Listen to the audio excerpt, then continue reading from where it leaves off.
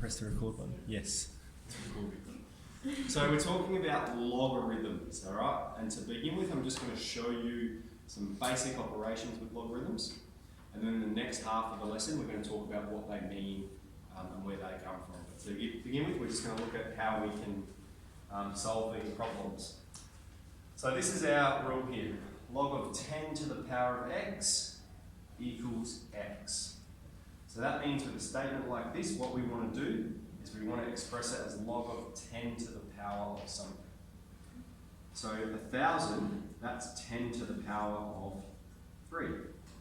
All right, 10 squared is 100, so 10 times 10 times 10 is 1,000. So we've expressed it as 10 to the power of 3. And then our rule is, if we've expressed it as a power of 10, the answer is just the power. All right, log of 10 to the x is x, so therefore log of 10 to the 3 is 3. All right, and that's all we're doing. We're expressing this as a power of 10. So here we're going to have 10 to the power of minus 1. Okay, and again we've expressed it as a power of 10, and so the answer is just whatever the power is. Okay, cubed root of 100, so there's going to be two processes here. The first one is that cubed root of 100. 100 is 10 squared. All right? And the other one is the cubed root means to the power of a third. So we've got 10 squared to the power of a third. And then when we have those two powers, they multiply each other, so we have 2 times a third. Okay, fractions. It's just top times the top and bottom times the bottom. 2 by itself is 2 on 1. So we're going to have log of 10 to the power of 2 on 3. And we've expressed it as a power of 10, and so our answer is 2 on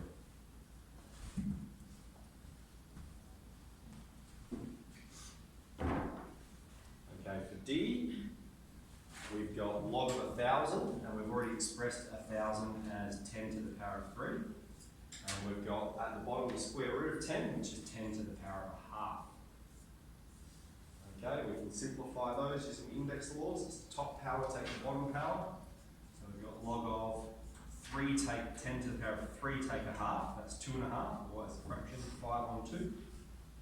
And we've expressed it as a power of 10, and so our answer is 5 on top of 2. Okay. And last one, we've got log of 10 to the a on 10 squared to the power of b.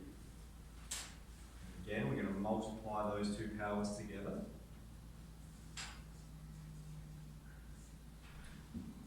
To the 2b.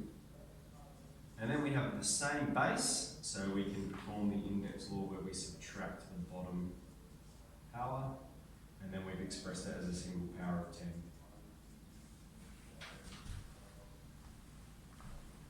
Okay, so that's enough to basically get 13A question 1 and 2 done. And that's one of the main skills that we need to focus on. Any questions? Alright, so you'll find this exercise, I'm going to just break it down a fair bit. Alright, so we'll do question 1 and 2. I think we'll take 10 minutes, and then we'll look at the next part. Alright, let's get into it.